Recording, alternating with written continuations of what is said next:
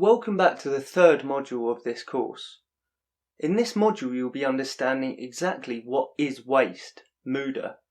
You will learn 3 new Japanese words and you'll understand the importance of process stability. Many people think of lean as solely being the elimination of waste. As we know from our definition, that is not true, but it is something that is very important to cover before we move on to some of the more complex concepts. Before we start, I would like to introduce a new Japanese word, a word that will become very useful throughout the course. The word is Genba. It means the actual place where value is added. So for a pilot, that would be in the cockpit. For a factory, that would be the factory floor.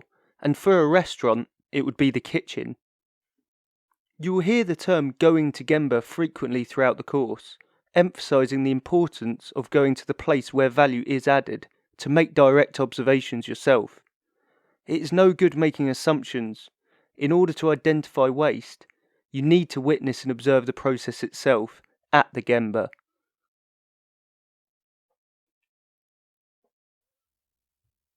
Wastes, or Muda as we now know, need to be identified at the Genba.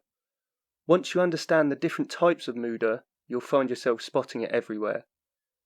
Lean practitioners and consultants will often go on something they call a Muda hunt, which doesn't involve killing anything. It's simply a walk around the Genba to identify and record waste. Muda hunts are often a great starting point to identify improvement opportunities within your workplace. Over time, wastes have been classified into 7 different categories. The best way to remember these is by learning the acronym TIM-WOOD. Let's go through what each of the letters in TIM-WOOD stands for, and then we'll go through an example afterwards. The first letter T stands for transport. Transport relates to the excess movement of people, tools, products, or equipment. Depending on the environment, this may include the use of a forklift truck, a conveyor, or walking from one process to another. Remember, Muda is anything the customer is not willing to pay for. So although you may see transport as a necessary Muda and ask, how else could you move the product from one process to another, it should be minimised as much as possible. As explained in the first module, lean is a sliding scale journey towards 0% Muda. So even if we can't eliminate it, we should aim to minimise or at the very least isolate it. Transport has 2 more additional downsides. Firstly, the further a product needs to move, the more chance it has of being damaged. So in order to reduce this risk, it's best to keep processes as close together as possible. Secondly, the further a product needs to be transported, the more disconnected the processes become. This disconnection should be minimised whenever possible, as it creates poor communication between processes and hinders people involvement. Also, when processes are spread apart, collaboration and teamwork become more difficult and departmental silos start to form. This is something we really don't want.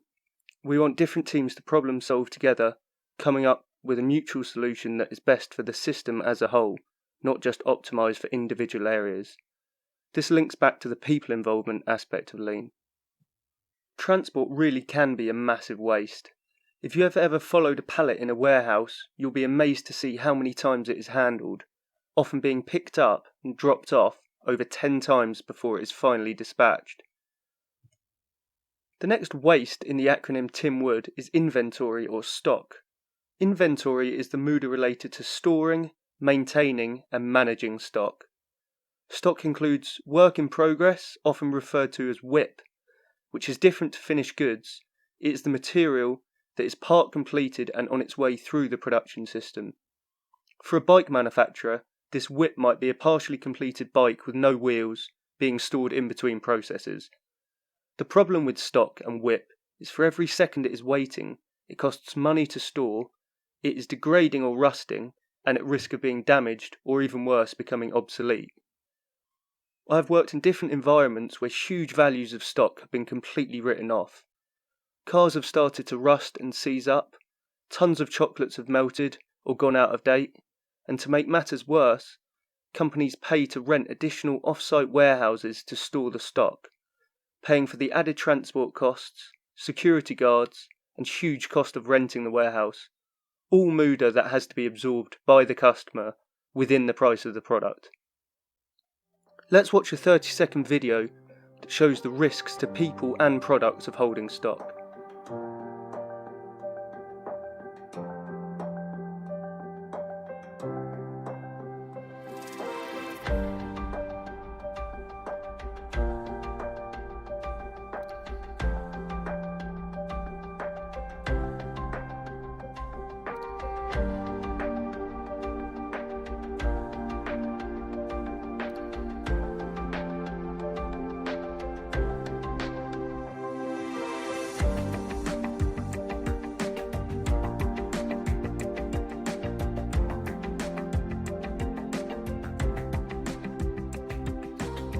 This video demonstrates more the weakness and unsuitable racking that has been used, that is clearly holding more weight than designed, but it goes to show the risk of storing stock.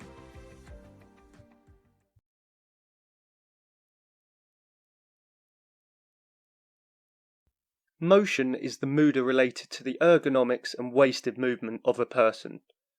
This is different to transport waste as it is more to do with the small micro movements like twisting, bending and reaching, as opposed to the travel of a person. As a side note to this, although there are 7 waste categories defined, it is not particularly important which category you class each waste into. You'll find different people have varying definitions of motion and transport waste. We define motion as being the ergonomic movements of people and transport being the larger physical movements. Either way, the categorization of waste should be completed as a guide to enable the right lean tool to be selected to ultimately eliminate, minimise or isolate that waste. With motion, poor ergonomics should be avoided wherever possible, not just because they reduce productivity and lead to quality issues as people cut corners or become overstrained, but more importantly because overburden can lead to injury. There are some great software tools out there that make identifying this waste much easier to visualise and analyse.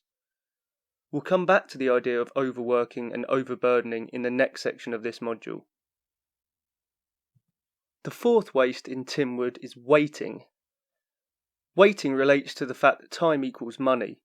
For every second you are standing around, a machine is not being used or a product is not being worked on. No value is being added and your wage and the machine's running cost and depreciation is being passed on to the customer.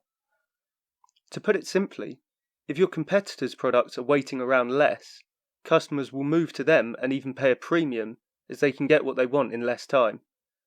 Alternatively, in a service environment such as a bank, customers that have to repeatedly queue and wait to be seen will soon move bank to one that is much faster and provides a better service. Overprocessing is the waste of doing more than what the customer really wants. If you are tasked with writing a report and you spent 3 hours adding additional graphs and pages that will never be looked at by the customer, then that is waste. Alternatively, if you over-engineer a part, making it more complex than it needs to be, or spend time on something that will be undone, that is a waste.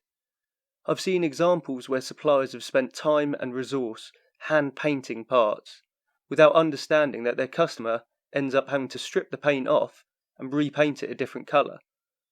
Because of this lack of communication and understanding of what the customer really wants, operators were being paid to take value off their own product. Overprocessing also sometimes refers to the waste of using complex, big and costly machinery that could be replaced with something much smaller and simpler. Overproduction is the worst of all the wastes and the root of all evil. It includes all other forms of waste within it. Every time you overproduce, you have spent the time waiting, transporting and reworking a product that will ultimately end up as inventory, another form of waste. Operators have been busy making things that nobody has ordered, when they could have been spending the time making their processes leaner and more efficient. Many of the 7 wastes, including overproduction, are symptoms of other problems, caused by large batch sizes, unreliable processes, or long changeovers, for example. Lastly, the final of the 7 wastes is defects. Defects are caused when the product or service deviates from customer requirements, leading to the defect either needing to be repaired, reworked, or scrapped. This incurs additional costs and delays to production. A point to note, a non-conformance can be classed as a defect here, as although it may not be defective, it is not what the customer required and therefore is not able to be sent to the customer. For example, if you ordered a white t-shirt and received a red one, this wouldn't technically be a defect as the product isn't defective. It would, however, be a non-conformance. Both can be classed as a waste. So now that we are aware of the 7 wastes, let's apply them to an example. Let's suppose a man called James is installing a new fence and needs to secure the first fence pole into the ground. He walks to the garage to collect a spade. He then heads to position and starts digging. After 3 minutes, he realises he was digging in the wrong spot, so fills in the hole and moves to the correct spot. Carrying on just like he did before, he starts digging the new hole to a depth of 4 feet. He then calls his son to bring the fence post down the garden to where he's standing. When the post arrives, he places it into the hole, only to find it's 1 foot too deep. Moving the fence post aside, he fills the hole. Finally, he places the post into the hole, securing the dirt around it and completing the job. What wastes can you identify in these tasks?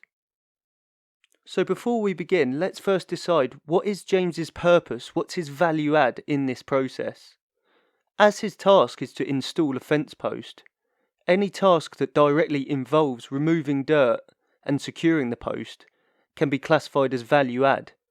Everything else will be classed as a type of waste. So let's break down his actions and classify them into the right category. Firstly, walking to the garage and to the starting position would be classed as transport waste. It isn't time being spent directly digging the hole itself, so it is a waste. Although it may not be able to be eliminated as a waste, perhaps in future the spade should be stored nearer the garden where it is more often used. Secondly, as he digs in the wrong spot to start with, that would be classed as a defect. He must rework what he has done and fill in the hole. He then continues to add value by digging, perhaps with some motion waste in there, but we cannot tell. He then has to wait for the post to arrive. This includes both the waste of waiting and the waste of transport, as the post needs to be transported to where he is standing. He then notices the hole is too deep, and he has done more than required. That's over-processing. He then places the post to the side, which is motion, and fills in the hole with 1 foot of dirt. Rework. Finally, he places the post into the ground and secures it, finishing with value-added work. I know this example may seem extremely long-winded, but the ability to dissect a process into value-add and waste categories is a very useful and practical skill. You will find that when you do it, it is surprising how much time is taken up with the 7 wastes. As the wastes have now been categorised, if you wanted to improve the process, you could sum up the time spent on each waste and prioritise where you should focus. The tools used to minimise or eliminate each waste will be explained throughout the course, but the first stage involves categorising and quantifying each type of waste. As a means to eliminate the 7 types of waste that we have just covered, we need to understand that these wastes are often the consequence and visible result of 2 other Japanese words, both starting with the letter M. Mura and Muri. Muri can be translated as overburden. It can be thought of as the overstraining of either machinery or people. As mentioned earlier when we were talking about motion waste, one of the things that leads to overburden in people is poor ergonomics. For example, if you are overstrained or given an unrealistic target, you are going to either burn out, get an injury, or become frustrated. When people and machines are pushed beyond their boundaries, they become much more likely to make mistakes or try and get ahead of the target, so they have a bit more breathing space. Similarly, if machines are overburdened, it's pushing it beyond its design and is much more likely to make errors or break down, which leads to our next M. The second Japanese word is Mura. It means unevenness and is often a consequence of Muri. Unevenness creates a lack of control of the process. If a process has no variation and takes 5 minutes every single time, then it becomes very easy to plan and accommodate for that process within the system. If, however, there is variation and unevenness, and it sometimes takes 1 minute and other times takes 10 minutes, it becomes very unpredictable and hard to plan for within the system. This variation and unevenness leads to waste, Muda, and it leads to waiting and building up of stock. So, to quickly summarise the 3 M's, Muda is waste and can be classified into 7 categories, remembered by Tim Wood. The worst of all the wastes is overproduction, as it encompasses all other wastes within it. The second M is Muri, which means overburden, and the third M is Mura, which means unevenness. Although we classify Muda into 7 categories, and will often go on to a Muda hunt, the hidden causes behind these Muda are often either Muri or Mura. For example, by reducing overburden, Muri, you will have less unevenness, Mura, and therefore less waiting and build-up of stock, both Muda. Think of it like trying to keep everything running like clockwork, always trying to minimise the 3 M's with people and machinery not overburdened and as little fluctuations as possible.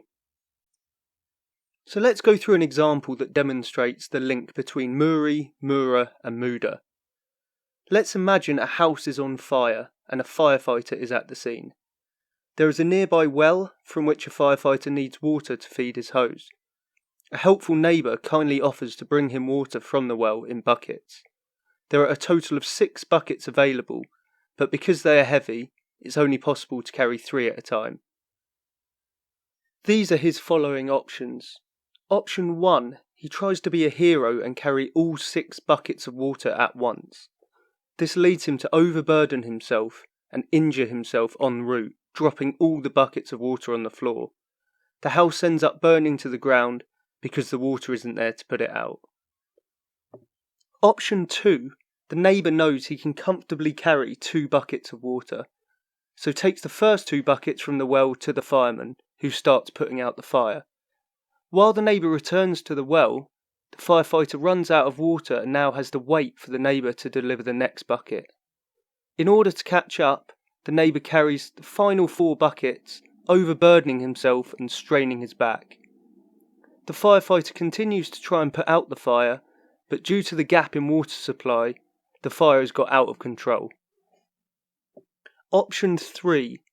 The neighbour carries 3 buckets to the firefighter, dropping them off and returning to the well. Meanwhile, the firefighter starts putting out the fire, and just as he is running out of water, the neighbour returns with the 3 remaining buckets. The firefighter doesn't have to wait and has an even supply of water. He puts out the fire and the house is saved. This third option is the only way to eliminate Muda, Mura and Muri, by taking 2 trips of 3 buckets. I know this example may seem a bit abstract, but I think it helps convey the difference in Muri and Mura, both leading to Muda. The important thing to stress here is how that they are all interlinked, and sometimes efforts to just reduce Muda are not adequate. It's actually better to try and reduce Mura or Muri, resulting in a reduction of Muda. We've covered a lot of new concepts in this module today, so let's finish with a practical example that brings everything together. A trap that many companies fall into when applying lean is focusing on speeding up the value-adding element as opposed to removing the waste. For example, if you were assembling a flat pack cupboard, it might be wise to think that buying an electric screwdriver would mean the process would become faster and therefore leaner. But let's first break down the time element involved in assembling a cupboard. Our observation has found that it takes a total of 600 seconds to assemble a cupboard, with 20% of the time being value added. If you were to focus on speeding up the value adding process, we'd be targeting only 20% of the total time, as opposed to focusing on waste reduction, which would target 80% of the total time, and have a much more significant impact on productivity. By highlighting the Muda steps in red and the value add steps in green, we can see that the biggest wastes are reading the instructions, finding the tools, and sorting the screws. Low-cost solutions to reduce these wastes could include making the instructions visual with easy-to-follow step-by-step diagrams, properly sorting the tools so they're easy to find and in size order, and colour-coding the screws so they can easily be matched to the appropriate holes. Now that we have made these low-cost, easy changes, reading the instructions only takes 20 seconds, locating the tools takes only 30 seconds, and sorting the screws only takes 30 seconds. The new total time is now 280 seconds, down from 600. This equates to an increase in productivity of over double. Now let's compare that with another example. Let's assume the business spent the money on a new electric screwdriver and spanner. The time spent to complete the screwing operation was now only 5 seconds, down from 30, and the spanner 20 seconds, down from 60. The process now takes a total of 510 seconds to complete, and relates to an increase in productivity of 18%. This example has been simplified to help prove the point. However, the point really is valid in real life. Companies often spend huge amounts of money to use the latest tools and techniques, or introduce new software or ERP systems in order to speed up their value-added tasks, when lots of waste still remains in the system, and they'll be better off focusing on eliminating that waste first. The benefits of focusing on waste reduction go far beyond just the increase in productivity. First of all, they're very low cost and don't involve large capital investments, and secondly, they encourage team engagement and involve people, another aspect of lean. So let's summarise what we've learned in this module. We've learned about the 7 different types of waste, remembered through Tim Wood, with overproduction being the worst waste of all, as it encompasses all other wastes. We've learned about the relationship between Muda, Mura and Muri, and we've also learnt the new Japanese word Genba, which means the place of reality, the place where value is added. Finally, we've learnt the importance of focusing on eliminating waste instead of focusing on the value-adding aspect of a process or task. Please join me on the next module where we'll talk about change and overcoming paradigms and resistance to change.